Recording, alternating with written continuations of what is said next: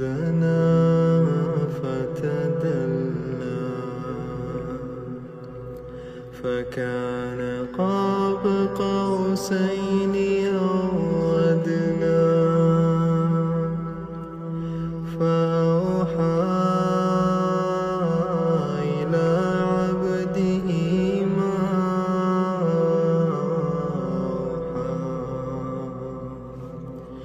ما كذب الفؤاد ما رأى أفتمارونه على ما يرى ولقد رآه نزلة أخرى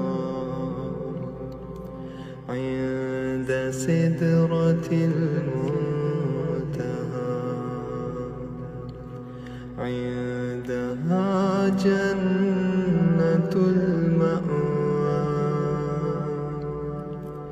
إذ يغشى السدرة ما يغشى ما زاغ البصر وما طغى لقد رأى من آيات ربه الكبرى أفرأيتم اللات والعزى ومناة الثالثة الأخرى ألكم الذكر وله الأنثى تلك إذا قسمة ضيزى إن هي إلا أسماء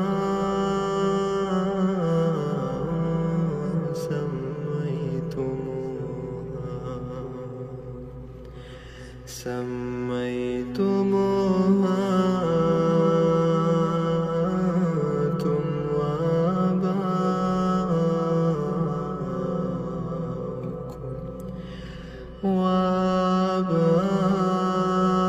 وآباؤكم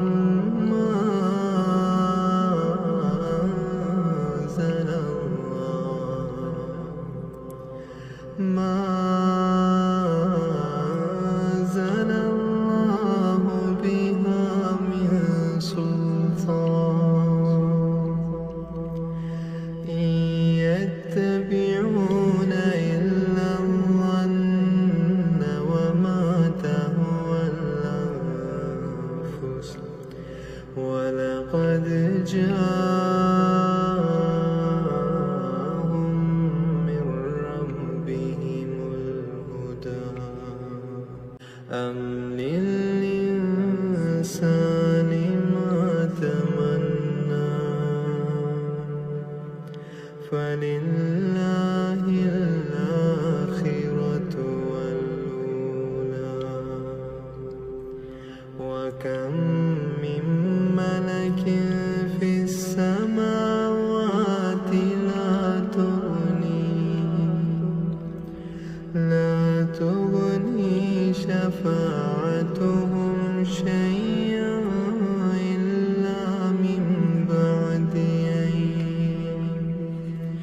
إلا من بعد أن يأذن الله لمن يشاء ويرضى إن الذين لا يؤمنون بالآخرة ليسمون الملائكة تسمية الأنثى وما لهم به من علم إن يتبعون إلا الظن وإن الظن لا يغني من الحق شيئا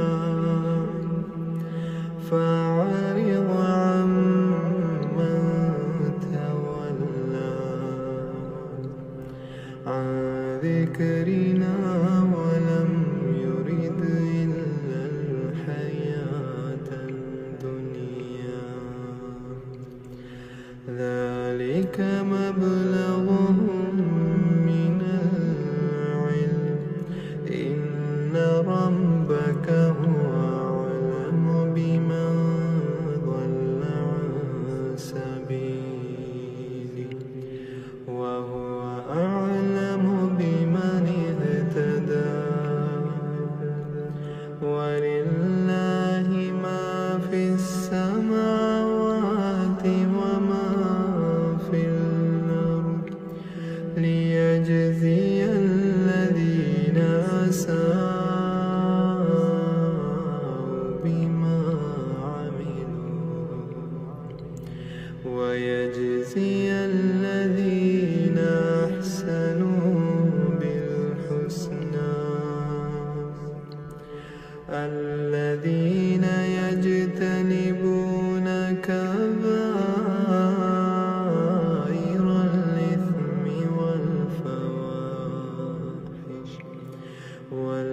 والفواحش إلا اللمم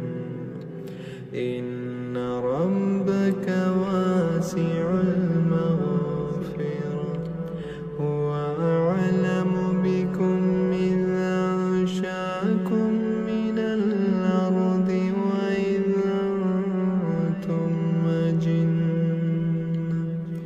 أجنة في بطون أمهاتكم فلا تزكوا أنفسكم هو أعلم بمن اتقى أفرأيت الذي تولى وأعطى قليلا وأكدى أعنده علم الغيب فهو يرى أم لم ينبأ بما في صحف موسى وإبراهيم الذي وفى ألا تزر وازرة وزر أخرى وأن ليس للإنسان إلا ما سعى وأن سعيه سوف يرى ثم يجزاه الجزاء الأوفى وأن إلى ربك المنتهى وأنه هو أضحك وأبكى وأنه هو أمات وأحيا وأنه خلق الزوجين الذكر والأنثى من نطفة إذا تمنى وأن عليه النشأة الأخرى وأنه هو أغنى وأقنى وأنه هو رب شعرى وأنه أهلك عادا الأولى وثمود فما أبقى وقوم نوح من قبل إنهم كانوا هم أظلم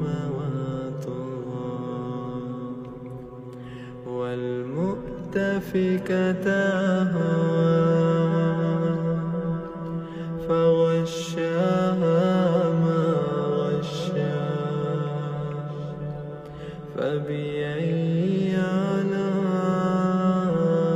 آلاء ربك تتمارى هذا نذير من النذر الأولى أزفت